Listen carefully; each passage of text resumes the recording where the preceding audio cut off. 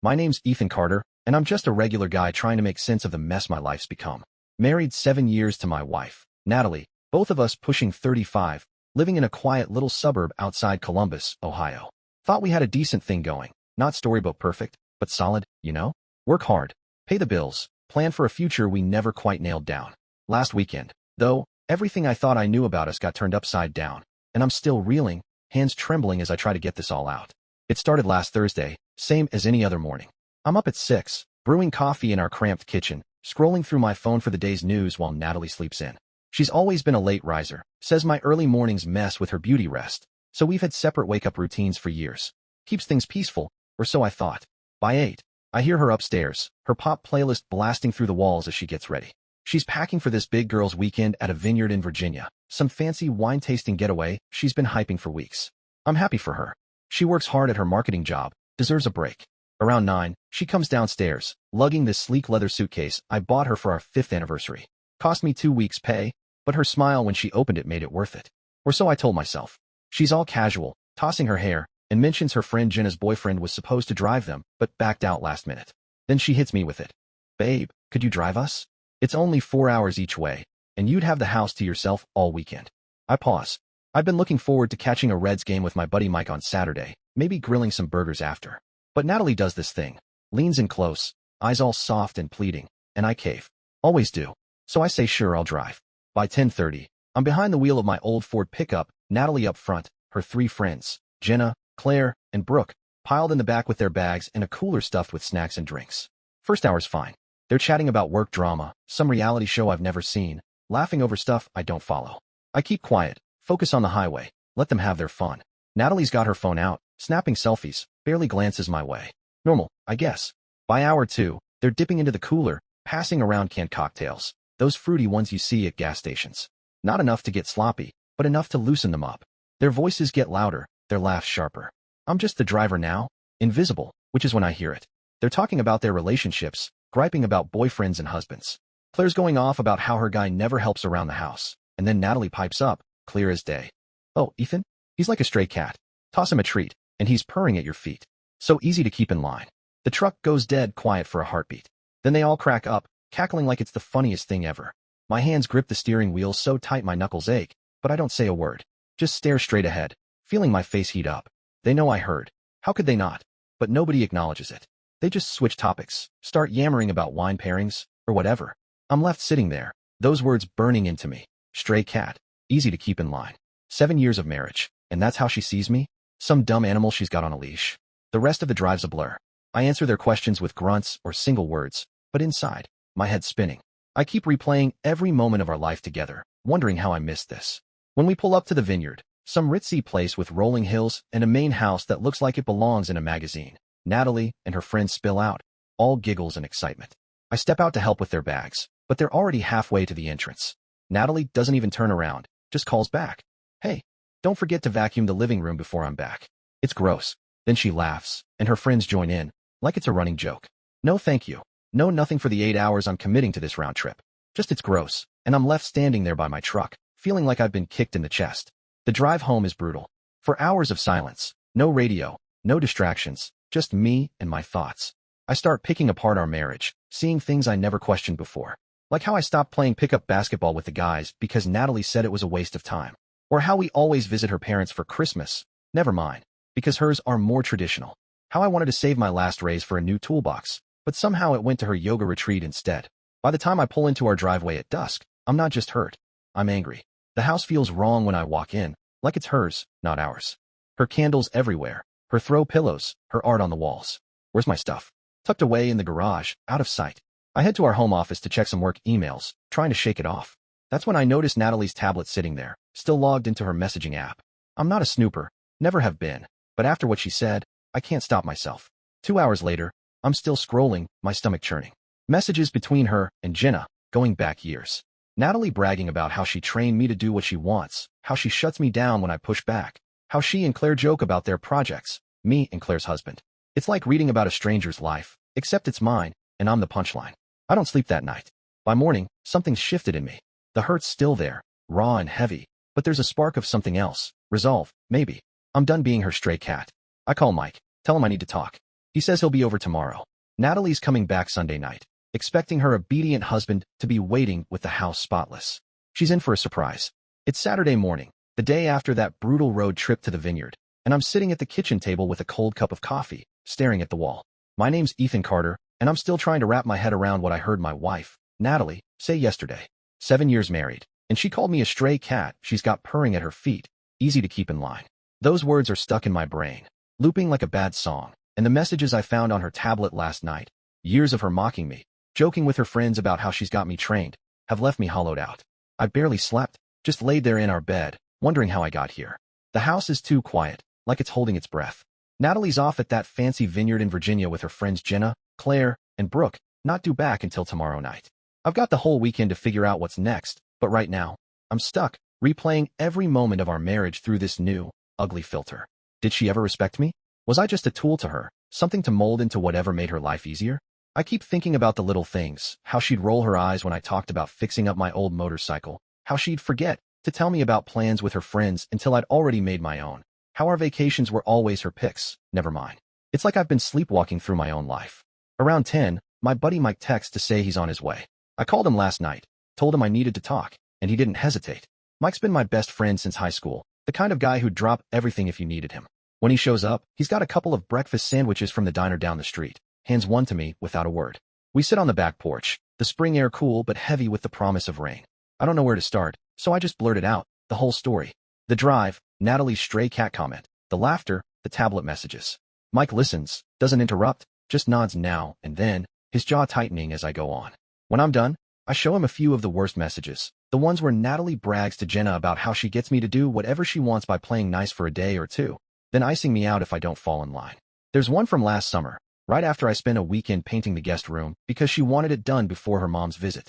Natalie texted Jenna. Ethan's out there sweating over paint cans like a good boy. Told him I'd make his favorite dinner if he finished by Sunday. Works every time. Jenna's reply was a string of laughing emojis. Reading it again makes my stomach twist. Mike leans back, lets out a long breath. Man, I don't even know what to say. I always thought Natalie was, I don't know, intense maybe, but this is messed up. He asks if I'm sure I'm not reading too much into it. Says maybe she was just venting.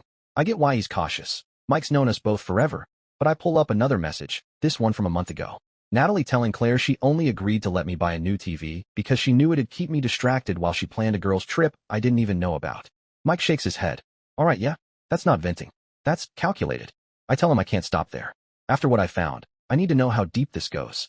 Mike hesitates, says snooping more might make things worse, but I'm past caring about right or wrong. I need answers. So we head inside to the office, where Natalie's tablet is still sitting like a loaded gun. I start digging again, this time into our shared cloud storage, old emails, anything I can access. Mike sits next to me, mostly just keeping me company, but I can tell he's uneasy. What I find hits like a freight train. First, there's our bank account. Our joint one, the one we've been saving in for years, supposedly for a new place someday. I thought we had a decent chunk saved, maybe 40 grand. But when I log in, it's down to 22,000. I scroll through the transactions, my heart pounding. For the last 2 years, Natalie's been transferring money out, small amounts, 300 here, 500 there, nothing I'd notice unless I was looking. Adds up to almost $18,000, gone to an account I don't recognize. My hands shake as I show Mike. He mutters something about how that's not okay, but I'm already moving to the next tab. Credit card statements, another thing Natalie always handled because she said I was bad with numbers. There's thousands in charges I didn't know about, boutique clothes, spa days, a subscription box for organic skincare that costs more than my truck's insurance. She told me most of her stuff was paid for by work bonuses or gifts from her sister, but the dates and amounts don't lie. She's been letting the balance creep up, making minimum payments while I thought we were paying it off every month. I feel sick, like the ground's dropping out from under me. Then I find an email thread buried in a folder labeled work stuff. It's between Natalie and Brooke, from last Christmas, right after I surprised her with that leather suitcase. Brooke wrote, Nat, that bag Ethan got you is gorgeous. Guy's got taste. Natalie's reply, huh, took me years to get him there. Act thrilled about one fancy thing, and he'll keep buying them, thinking it's all I need. So predictable. Brooke sent back a winking emoji. I read it out loud to Mike, my voice cracking. He just shakes his head again, says, Ethan, you don't deserve this. By noon, I'm done digging, but what I found changes everything. It's not just the money or the lies. It's the way she's been playing me, like I'm some project she's managing, not her husband. Mike asks what I'm going to do. I don't have a full answer yet, but I know one thing. I'm not sitting around waiting for Natalie to come home and act like nothing's wrong. I tell Mike I need to protect myself, starting now. He nods, says he's got my back, whatever I decide. We spend the afternoon getting practical. I call the bank, set up a new account in my name only, transfer half of what's left in our joint account, enough to cover my share of bills, but not enough for her to keep draining. I cancel a bunch of subscriptions tied to our card, her meal delivery service, some meditation app she swore she needed, stuff I never touched. It feels weird, taking control like this, but it's also a relief, like I'm finally waking up. Mike sticks around, helps me sort through bills, keeps me from spiraling. By evening, I'm exhausted but clearer-headed than I've been in years. I look around the house, Natalie's house, really, with her touch on every corner, and realize I don't belong here anymore. Not as the guy I've been, anyway. Tomorrow's Sunday, and Natalie will be back, expecting me to vacuum the living room and play the good husband. But I'm done purring at her feet. I don't know what Monday holds, but tonight, I'm making a promise to myself. No more being her stray cat. I'm taking my life back, one step at a time. It's Sunday morning, 2 days after I drove my wife, Natalie, and her friends to that vineyard in Virginia, and I'm still carrying the weight of what I heard her say. Calling me a stray cat, she's got purring at her feet, so easy to keep in line. My name's Ethan Carter, and after 7 years of marriage, that one sentence, plus the messages I found on her tablet and the financial secrets I uncovered yesterday, have shattered whatever I thought we had. I'm sitting in our living room in Columbus, Ohio, feeling like a stranger in my own house. Natalie's due back tonight, and I've got a narrow window to decide what comes next. Yesterday was a wake-up call. With my buddy Mike's help, I dug through our accounts and found Natalie's been siphoning off thousands, 18 grand over 2 years into some secret account, plus credit card charges for stuff she swore was free or cheap. Messages between her and her friends showed she's been playing me like a fiddle, bragging about how she manipulates me into doing what she wants. It's not just betrayal, it's humiliation, knowing she and her crew, Jenna, Claire, Brooke, have been laughing at me behind my back. I set up a new bank account, canceled her subscriptions, protected what I could. But today, I need to do more than shuffle money around. I need to take back my space, my head, my life. I start with the house. It's been Natalie's domain for years. Her candles on every shelf, her abstract paintings I never liked, her throw blankets that cost more than my work boots. My stuff? Shoved in the garage or a closet, out of sight. I walk through the rooms, really seeing them for the first time. There's not a single photo of my family anywhere, just her parents, her sister, her friends.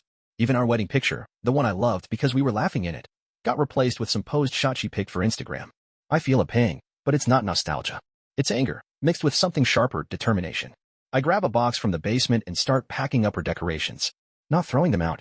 I'm not trying to be cruel, just clearing space.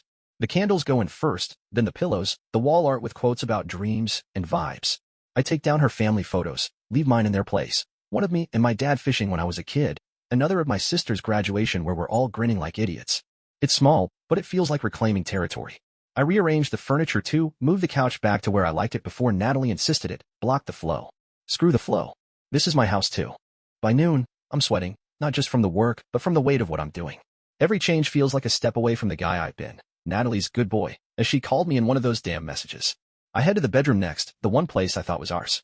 Her side's all fancy lotions and silk pillowcases. Mine's just a worn-out pillow and a phone charger. I strip the bed, toss the sheets in the wash, not because she told me to vacuum the living room, but because I want a clean start. I dig out an old comforter from the closet, one my mom gave us when we moved in. Natalie hated it, said it was tacky. I spread it across the bed and smile for the first time all day. Mike swings by around 2, bringing subs from the deli. He looks around, sees the changes, and nods. Place looks different already, man. Good for you. We eat on the porch, and I tell him I'm not sure what happens when Natalie gets back. Part of me wants to confront her, lay out everything I know, but another part just wants to walk away clean. No fight, no drama. Mike listens, then says something that sticks. Whatever you do, don't let her twist this back on you. She's gonna try, Ethan. People like her always do. He's right. I've seen it before, how she'll cry or pout or get mad to get her way. Not this time. After Mike leaves, I tackle one last thing. Our tech. Natalie's always been the one to manage our passwords, Wi-Fi, streaming services, even my damn phone plan. Said it was easier that way. Now I see it for what it was control. I log into our router, change the Wi-Fi password to something random, no hint of her in it. I reset our Netflix, kick her off my Spotify, unlink her from my cloud storage. It's petty, maybe, but every click feels like cutting a string she's had wrapped around me. I even call my phone carrier, get her line off my plan. She can figure that out herself. By evening, the house feels lighter, more mine, but I'm still on edge. I sit down with a beer, scroll through my phone, and find an old group chat with my sister and parents. I haven't told them anything yet, didn't want to worry them, but I send a quick message. Hey, might need to talk soon. Things with Natalie aren't great. My sister replies right away, says she's there whenever I'm ready. It's a small thing, But it grounds me, reminds me I've got people who care about the real me, not the version Natalie shaped. Around 8, I get a text from Natalie. Hey, having so much fun. Miss you, babe. Home tomorrow around 7. It's all cheery, like nothing's wrong, and for a second, I almost doubt myself. Maybe I'm blowing this out of proportion. Then I open her tablet again, reread one message where she told Brooke I'm too boring to ever leave her, and the doubt vanishes. She's not missing me, she's counting on me being here, waiting, predictable as ever. I don't reply. I spend the rest of the night planning. I pull out a notebook, start listing what I know, the secret account, the credit card debt, the messages. I write down questions I want answers to, like where that 18 grand went and why she thought lying to me was okay. I'm not sure if I'll get the truth, but I'm done swallowing her excuses. I also jot down what I need to protect, my money, my job, my sanity. I call my boss, leave a voicemail saying I might need a personal day tomorrow. He's a good guy, won't pry. As I head to bed, the house doesn't feel like home yet, but it's closer than it was yesterday. I lie on that old comforter, staring at the ceiling, and make a decision. When Natalie walks through that door tomorrow, she's not meeting the guy she called a stray cat. She's meeting Ethan Carter, awake and done playing her game. I don't know if we'll fight, talk, or just end it. But one thing's clear, I'm not purring for her anymore. It's Monday morning, and I'm Ethan Carter, sitting in my half-rearranged house in Columbus, Ohio, feeling like I'm bracing for a hurricane. Yesterday, I spent the day taking back my space, packing up Natalie's decorations, changing passwords, making our home feel less like her kingdom and more like mine. It's been 3 days since I drove her and her friends, Jenna, Claire, and Brooke, to that Virginia vineyard, since I heard her call me a stray cat she's got purring at her feet. Easy to keep in line.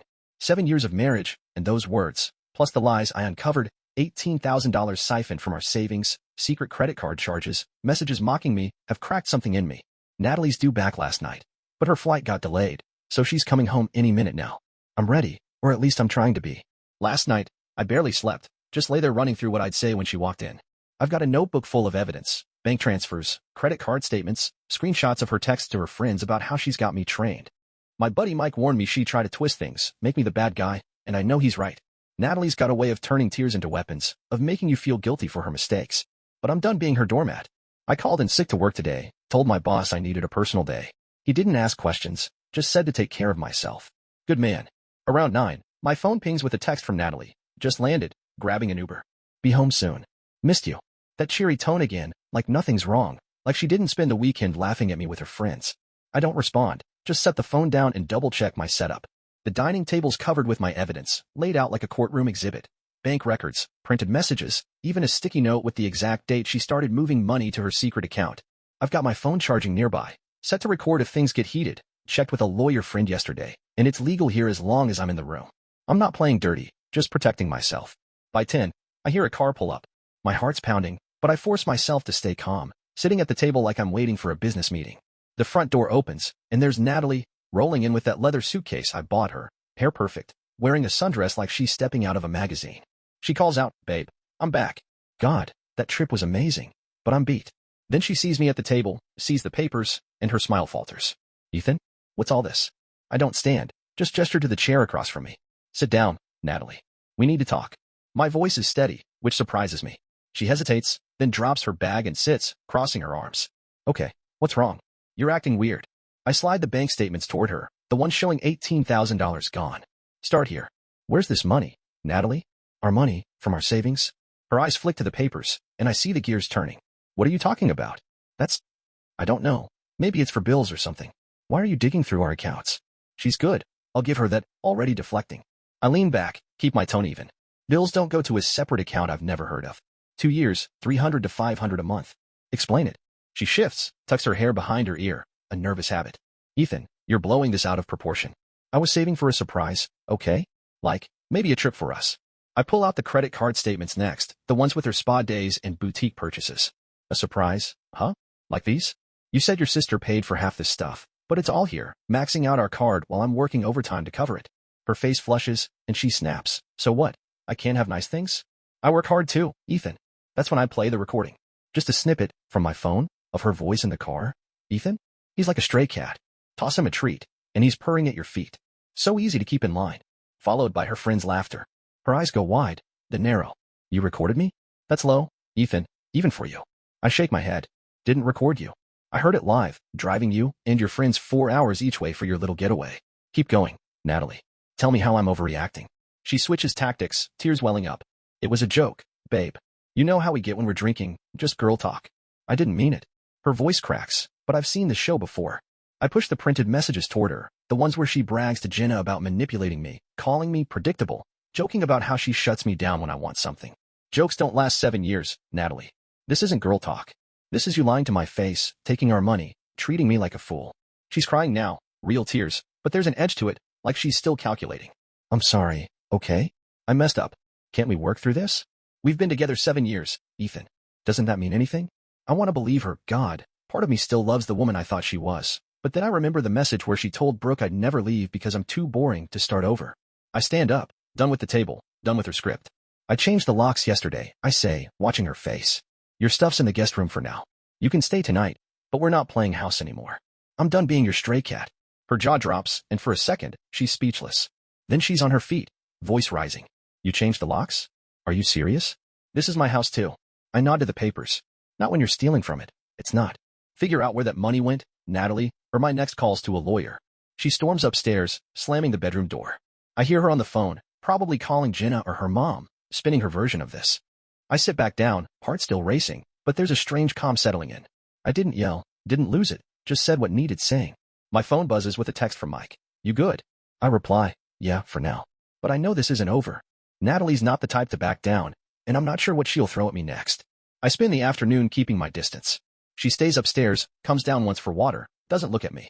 Around 6, there's a knock at the door. It's Claire, one of her friends from the trip, standing there with a nervous smile. Ethan, can we talk? Just me, not Nat. I'm thrown, but I let her in. This wasn't part of the plan, and something tells me it's about to change everything. I'm Ethan Carter, standing in my living room in Columbus, Ohio, on Monday evening, and my world's still spinning from the fight I just had with my wife, Natalie. It's been 3 days since I drove her and her friends to a vineyard in Virginia, since she called me a stray cat she's got purring at her feet, easy to keep in line. 7 years of marriage, and I've uncovered her lies, $18,000 gone from her savings, secret credit card charges, messages mocking me to her friends Jenna, Claire, and Brooke. I confronted her an hour ago, laid out the evidence, changed the locks, told her I'm done being her pawn. She's upstairs now, probably plotting her next move, when Claire, one of her friends from the trip, shows up at my door, asking to talk. I'm wary, but I let her in, bracing for whatever's coming. Claire sits on the couch, hands twisting in her lap, looking like she'd rather be anywhere else. I stay standing, arms crossed, not sure if she's here to defend Natalie or stir up more trouble. Ethan, she starts, voice low, I need to tell you something, but you have to promise not to tell Nat I was here. I raise an eyebrow, don't promise anything, just nod for her to go on. She takes a deep breath, and it spills out stuff I wasn't ready for. Turns out, Claire's been wrestling with guilt since the car ride. That stray cat comment wasn't a one-off. Natalie's been talking like that for years, and Claire's sick of it. She's not who you think, Claire says, eyes on the floor. Nat's been seeing someone, her coworker, Greg, from the marketing team. Started maybe 6 months ago. I didn't want to know, but she kept bragging about it on the trip, like it was a game. My stomach drops. I'd suspected a lot, money, lies, manipulation, but another guy? That's a new kind of hurt. Claire pulls out her phone, shows me texts Natalie sent in their group chat during the vineyard weekend. One says, Ethan's probably cleaning the house like a good boy while I'm living my best life with Greg. Another has a photo of Natalie and some slick-looking dude at a bar, her arm around him, captioned, upgrade in progress. I feel my face burn, but I keep it together, ask Claire why she's telling me now. She sighs. Because I've been where you are. My ex pulled the same crap, and nobody warned me. I watched you drive us all that way, heard her laugh at you, and I couldn't stay quiet anymore. I sit down, head spinning. Claire's not done. She says Natalie's been planning to ease out of our marriage once she's got her finances straight, hence the secret account. The 18 grand wasn't for shopping sprees, it was her exit fund, meant to cover an apartment lease when she's ready to bolt. Claire overheard her talking to Jenna about it, how she'd play nice until she could leave without a fight. She thinks you're too soft to push back, Claire says, almost whispering. I'm sorry, Ethan. You don't deserve this. I'm numb, but I thank her for being straight with me. Claire asks if I'm going to tell Natalie she ratted her out. I shake my head. Not yet. I need to think.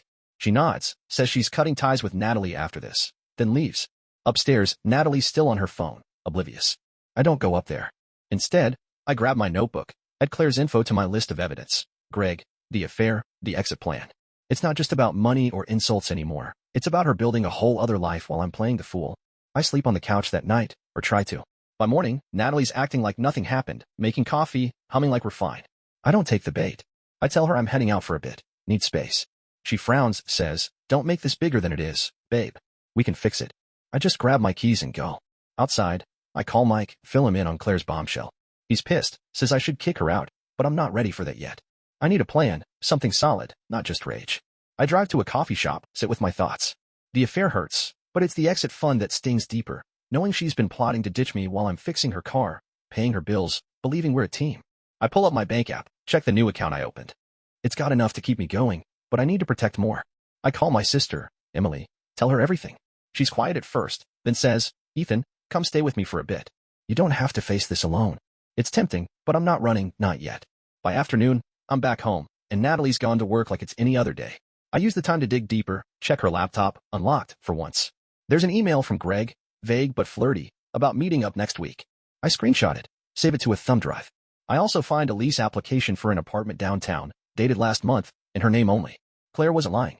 I'm not sure if I'm more angry or sad, but I know one thing. I'm not waiting for her to spring this on me. I'm done being the last to know. It's Tuesday afternoon, and I'm Ethan Carter, back in my Columbus house, staring at a thumb drive that holds the truth about my 7-year marriage to Natalie. Yesterday, her friend Claire dropped a bomb. Natalie's been cheating with her coworker Greg, stashing $18,000 in a secret account as an exit fund to leave me once she's ready. That stray cat comment from the vineyard trip, calling me easy to keep in line, was just the tip of it.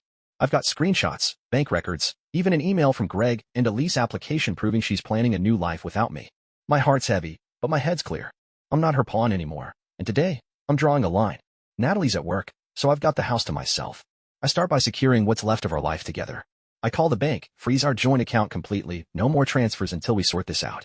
The teller's sympathetic, says it's done, but I'll need to come in person to close it. Next, I cancel the last of our shared credit cards, one she's been using like her personal piggy bank. My phone buzzes with a text from her. Why's the card not working? Fix this, Ethan. I ignore it. She can sweat a little.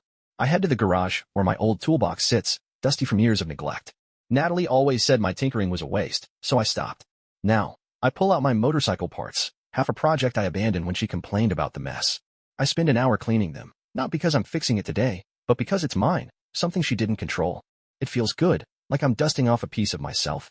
Back inside, I keep packing her stuff, not out of spite, but clarity. Clothes, shoes, her fancy hair tools go into boxes, neatly stacked in the guest room. I'm not kicking her out yet, but I'm ready if it comes to that. Around 3, Mike swings by, checks in. I show him the lease application, the email from Greg. He's stunned, says, man, she's been living a double life. What's your next move? I tell him I'm not sure, but I'm done reacting. I want to act, not just wait for her to dictate the terms. He suggests a lawyer, says his cousin's a divorce attorney. No pressure. I nod, take the number. Divorce feels huge, final, but I can't unsee what I've seen. Mike stays for a bit, helps me move a few boxes, keeps the mood light with dumb jokes about my motorcycle ever running again. When Natalie gets home at 6, I'm in the kitchen, cooking dinner, just for me, a simple burger and fries. She walks in, sees the boxes in the hall, and freezes. Ethan, what the hell? Are you seriously packing my stuff? I turn, keep my voice level. I know about Greg, Natalie. In the apartment lease. In the 18 grand you've been hiding to leave me. Her face goes pale, then red. She tries to laugh it off. Greg? He's just a friend. And that lease was a backup plan. Nothing serious. You're paranoid. I don't bite. I pull out my phone, show her the email from Greg, the one saying he can't wait to see her next week. She stumbles, says it's not what it looks like, but I cut her off. I'm not stupid, Natalie. I trusted you, and you've been planning to ditch me while I'm playing house. We're done pretending. She switches to tears, says she's stressed, that Greg was a mistake, that she loves me. I point to the boxes. You can stay in the guest room tonight. Tomorrow, we talk about what's next, lawyers, probably. She begs, says we can go to counseling, but I walk away, leave her standing there. That night, I sleep in our bed, alone, on my mom's old comforter. Natalie's in the guest room, and I hear her crying through the walls. Part of me feels bad, but then I remember her texts, her laughter, her plan to upgrade. I'm not her stray cat anymore. Tomorrow, I'm calling that lawyer, starting the process to untangle our lives. I don't know if I'm ready, but I know I can't go back. It's Wednesday morning, and I'm Ethan Carter, sitting in a lawyer's office downtown Columbus, feeling like I'm in someone else's life. A week ago, I was just a guy driving my wife, Natalie, and her friends to a vineyard, thinking we had a normal marriage. Now, I'm here with proof of her affair with Greg, her secret $18,000 exit fund, her years of mocking me as a stray kid she's got under control. 7 years together, and I'm learning it was all a lie. Yesterday, I confronted her again, showed her the evidence, told her we're done pretending.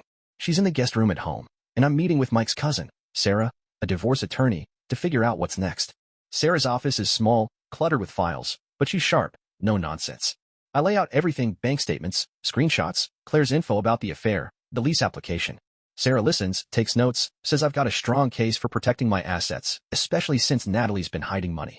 Ohio's a no-fault state, she explains, so the affair won't change much legally, but her financial misconduct will.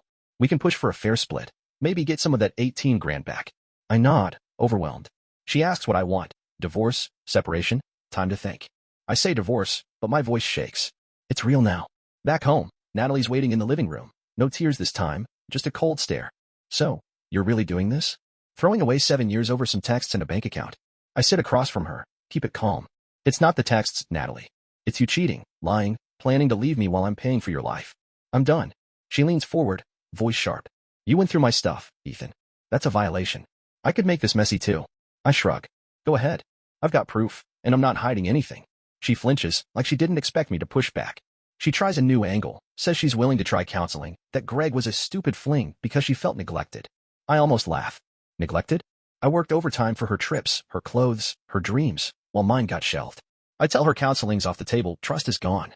She storms out, says she's staying with Jenna, will be back for her stuff. I let her go, feel the house settle into silence. It's not peace, not yet, but it's space to breathe. I spend the afternoon with Emily, my sister, at her place. She's got 2 kids running around, pure chaos, but it's grounding. I tell her about the lawyer, Natalie's threats. Emily hugs me, says I'm stronger than I think. She asks if I'm sure about divorce, says maybe Natalie could change. I shake my head. She didn't just cheat, Em. She made me feel like nothing for years. Emily nods, doesn't push. I stay for dinner, laugh a little for the first time in days, watching her kids fight over the last cookie. When I get home, there's a voicemail from Natalie's mom, Karen, asking to talk. I call back, brace for a fight, but she's calm, sad even. Says she's sorry, that Natalie's always been hard to steer, that she and Natalie's dad spoiled her too much. It's not an excuse, just an explanation, and it hits me hard. Natalie's not changing, not now, maybe not ever. I thank Karen, say I'm moving forward. She wishes me well, hangs up. That night, I sit on the porch, staring at the stars. Divorce is coming, messy and expensive, but necessary. I think about the house, our savings, 7 years of memories. I'll lose some of it, but I'm gaining something too myself. I text Mike, tell him I'm okay, just navigating. He replies, you got this, man. For the first time, I believe it. It's been 6 weeks since that vineyard trip, and I'm Ethan Carter, sitting in a new apartment in Columbus, Ohio, with a coffee mug that's actually mine, not some hand-me-down from Natalie's collection. 7 years of marriage ended in a blur, her stray cat Comet, her affair with Greg, $18,000 she hid to leave me, years of lies exposed by bank records and messages. I'm 35, starting over, and for the first time in years, I feel like I'm driving my own life, not just riding shotgun in hers. The divorce is moving along, not done yet but close. Sarah, my lawyer, worked out a deal. We're selling the house, splitting what's left after Natalie pays back half the 18 grand she took. Turns out, she'd blown most of it on clothes and trips, not an apartment. The lease application was real, though. She'd been approved, but backed out when I confronted her. She fought dirty at first, told friends I'd lost it, tried to spin me as controlling. Most saw through it, especially after Claire shared those group chat texts with a few mutual friends. Natalie's living with her parents now, last I heard. Still blaming me. I don't care anymore. I moved out 3 weeks ago, found this one-bedroom place near my job at the warehouse. It's small, nothing fancy, but I've got my dad's old fishing photo on the wall, my toolbox in the corner, even a cheap couch I picked out myself. No candles, no vibes, art, just me. Mike helped me settle in, cracked jokes about my cooking when I burned my first solo dinner. Emily's been over with her kids, turning my place into a Lego battlefield. It's messy, loud, real. I'm not alone, not like I feared. Work's steady, and my boss gave me a pat on the back last week, said I've been sharper lately. I didn't tell him it's because I'm not carrying Natalie's baggage anymore. I've started tinkering with my motorcycle again, late nights in the apartment's garage. It's nowhere near running, but every bolt I tighten feels like a piece of me coming back. I even joined a local rec league, shooting hoops with guys who don't care about my past, just whether I can make a layup. I'm rusty, but it's fun. Reminds me of who I was before I let Natalie's priorities bury mine. Last weekend, I did something I never thought I'd try, a cooking class at the community center, just to learn something new. Met a woman there, Lisa, who laughed when I chopped an onion like it was a brick. We talked, swapped stories, nothing heavy. I'm not ready to date, not really, but it was nice to feel human, to know I can still connect. Lisa's just a friend for now, maybe more someday, maybe not. I'm not rushing. For once, it's my call. Natalie texted me yesterday, first time in weeks, saying she's sorry, asking if we could talk. I didn't respond. Her apologies don't fix 7 years of making me feel small, of cheating, of stealing what we built. I don't hate her, hate's too heavy to carry, but I don't owe her anything either. Her mom called again, said Natalie struggling, might move out of state. I wished her luck. Minute. I'm letting go, not for her, but for me. Sitting here now, I think about that vineyard drive, how it broke me open but also woke me up. 7 years wasn't a waste. I learned what I won't accept, what I'm worth. I've lost friends who took her side, money I'll never see, a house I loved. But I've gained something bigger, choice. I'm not a stray cat, not a project, not a punchline. I'm Ethan Carter, figuring out what's next, one day at a time. And for the first time, that feels like enough.